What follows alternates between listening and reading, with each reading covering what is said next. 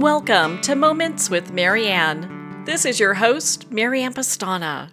And we're here today with special guest, Lecia Cornwall, who's here to share with us her new historical fiction, That Summer in Berlin. So welcome to the show, Lecia. Thanks very much, Marianne. It's lovely to be here. My goodness, what an honor it is to have you here and to talk about this book. I know this is flying off the shelves. People are loving it. What inspired you to write this book? Well, I wanted to write something that wasn't quite World War I or World War II, but still took place in that era. And when I was doing the research for it, I realized the 1930s were absolutely fascinating. In particular, in Germany, they had the Olympics, which is a large theme of this book, and they had sort of risen from the ashes of World War I to become this cosmopolitan, amazing economic superpower, and a lot of people in the world really admired them. And I wanted to sort of explore that. And then I found out the fact that the British were sending their upper class debutantes over to Germany in the interwar period, right up until 1939. So they were sending these young girls over, and most of them said, "Oh, we were just too busy having fun and admiring the young men in their dashing uniforms to even notice anything about anti-Semitism or violence." So, it's all good for us. But I figure it was probably like going to university that first time when suddenly you're free of home and you just go wild for a while. That's what I figure it would be like to go as a debutante to Berlin in the 30s. What a remarkable piece of history, because most people don't even know that. I mean, until I read your book, I had no idea that had happened. And I think a lot of times people look at that, go, "Well, how was that even possible? How was that even happening?" So what was the thread of history that kind of unwound for you so this story could create itself? Well, I looked at that and I thought, well, what would it be like for these women to go over there? I mean, what if there's two sisters in the story that go over, and one is extremely suspicious of the Germans. She's there on a mission to sort of use her camera to take pictures of all the things that are going on behind the scenes, because they can't believe that the Olympic Games are just, this big celebration of peace and love and joy. And the Germans are behaving themselves, but there's something else going on. They're building up militarily, and they're raising armies. And the other sister is she's just dazzled by what she sees, and she accepts everything at face value and enjoys everything. So one sister is like, the camera never lies; it records what's really there. Whereas the younger sister is, you see what you look for and what you want to see. So it's a kind of a difference of opinion in what they're looking for in Germany. So I assume that probably a lot of young women who went over there felt like that. I couldn't even imagine. I mean, that would have been, I think, both scary and horrifying and all that at the same time, even though Yeah. as a young person, they're just like, "Hey, I'm free from home." Yeah. But I mean, like, we know what ultimately happened, but at in those days, I mean, like, Germany was an exciting place to be. If there was no war that was guaranteed, I mean, a lot of people knew that it was coming, but there were people who were trying to keep it from happening, like Neville Chamberlain and when he went over and got Hitler's promise not to misbehave, which turned out to be for nothing. So yeah, they were very good liars.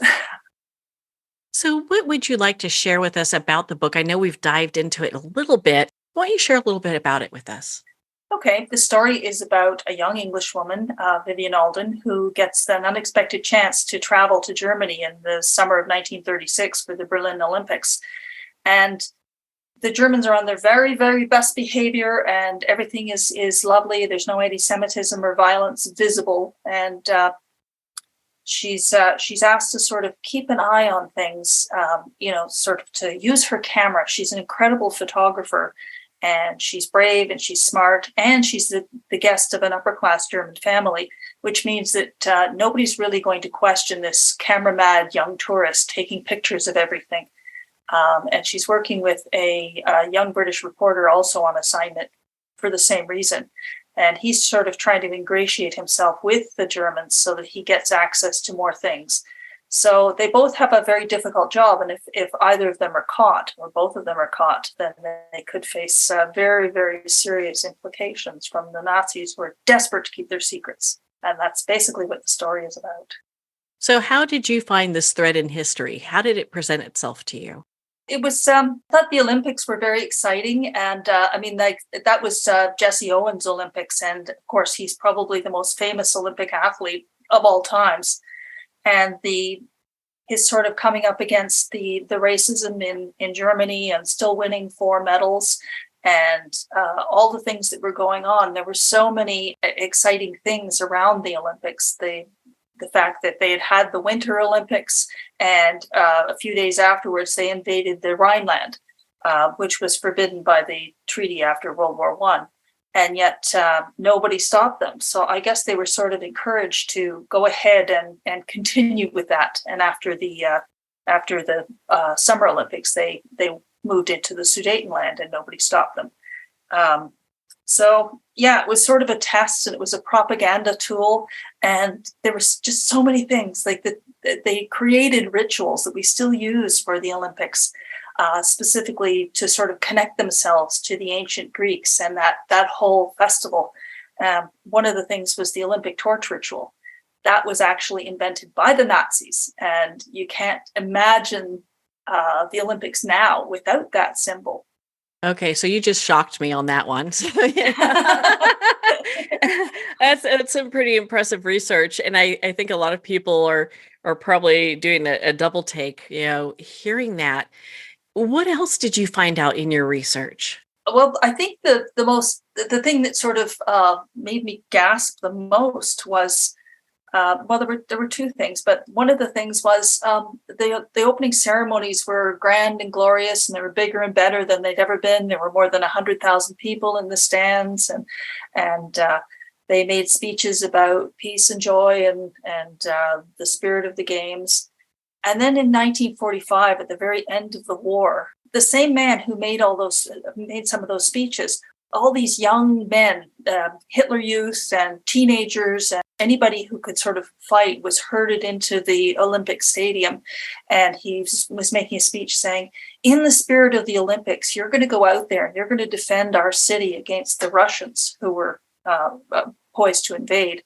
And they didn't have a choice. And a lot of those kids ended up dying.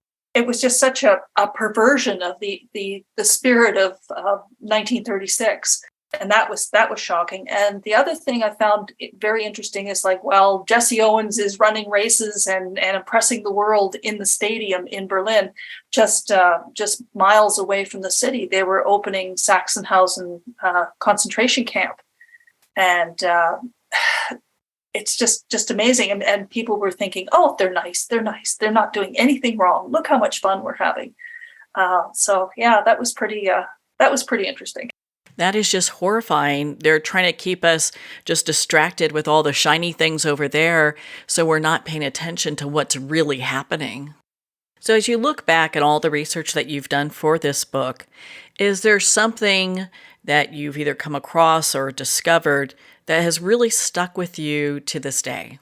I think one of my favorite things was learning about the technology for photography. I mean, it's a big theme in the book, and reading about some of the early female pioneers of photography and of filmmaking. The woman who made the movie about the Olympic Games was sort of handpicked by Hitler to do so. And she took a year before the Games started to invent all sorts of new techniques and new equipment to film the Games. And she was in a time when both Germany and the film industry were very anti-feminist.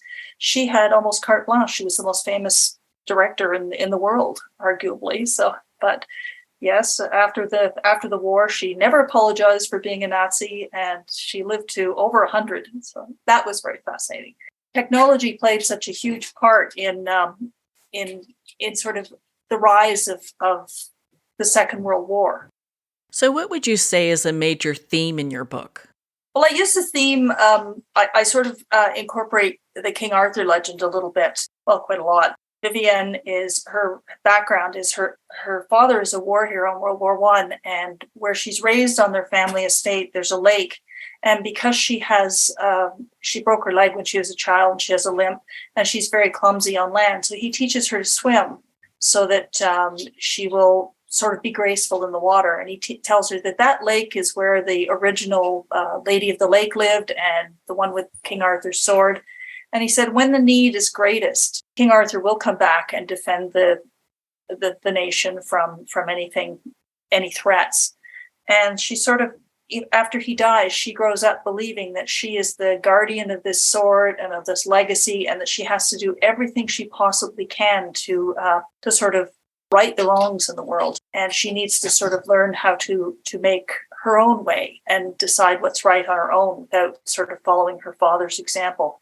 And it was a lot of fun to sort of include the King Arthur myths, because I got to one of the characters, his name is Felix, and he's sort of Mordred, the guy who causes all the trouble in Camelot and then ultimately brings it down. And he's a bit of a trickster, and he's witty, and he's charming, and he always says the unexpected thing, and he was such fun to write. So that's one of the main themes in the book, I guess, is that sort of background of King Arthur. Did you ever have the sense that as you were writing this book, the characters were writing themselves? Yes, I love the fact that when you're deep in the writing, sometimes you'll be typing away and a character will say something or do something that, well, it's completely in character. It's unexpected for the writer, and it feels like magic has happened. It's the most incredible feeling. And you think, oh, where did that come from? That's one of the best feelings about being a writer. Now, I know we've kind of touched on research. Was there a lot of research that you did for this book? Or what was that like? It was fascinating. I love research, thankfully. So, but I feel that when you're writing a book in a new time period, and this was a new time period for me, you kind of have to explore everything about that era, like from what they ate, what they wore, what they drove, what the city would have looked like, what the how they would have spoken, what the camera model would be like. And even though all that research isn't going to end up in the book, it gives you enough of a grounding in that era that when the reader goes to read it, they can step right into that with you and feel like it's authentic. What do you want people to take away from that summer in Berlin?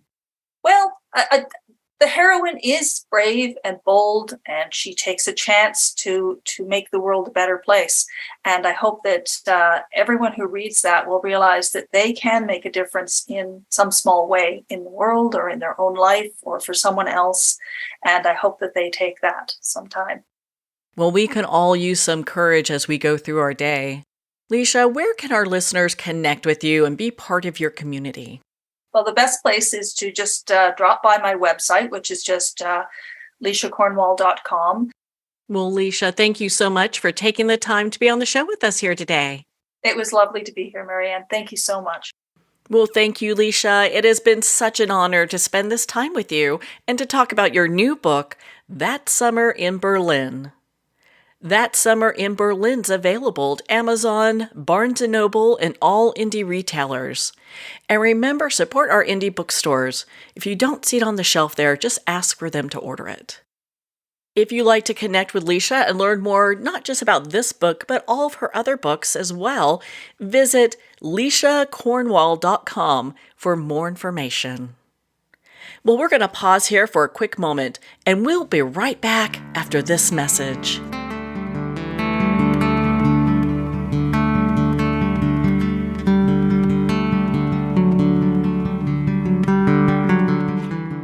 I'd like to thank Jason Eastwood at Guitarfulness for sharing his inspiring music and talent with us. His music is known worldwide for cultivating atmospheres of harmony, inner peace, and clarity. Visit Jason's website at guitarfulness.com. Join his newsletter, be part of his community, and download his music.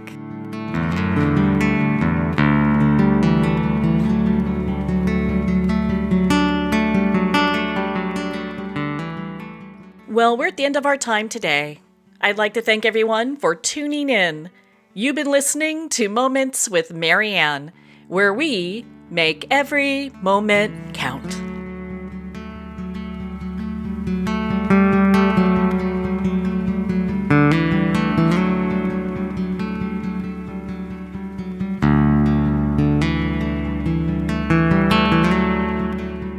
In a single moment, your life can change. Moments with Marianne is a transformative hour that covers an endless array of topics with the best of the best. Her guests are leaders in their fields, ranging from inspirational authors, top industry leaders, and business and spiritual entrepreneurs. Each guest is gifted and a true visionary, a recognized leader in her own work, and while teaching others to develop, refocus, and grow, Marianne will bring the best guest and sometimes a special surprise. Don't miss this. You never know just which moment will change your life forever. Make sure to tune in and visit momentswithmarianne.com for more information.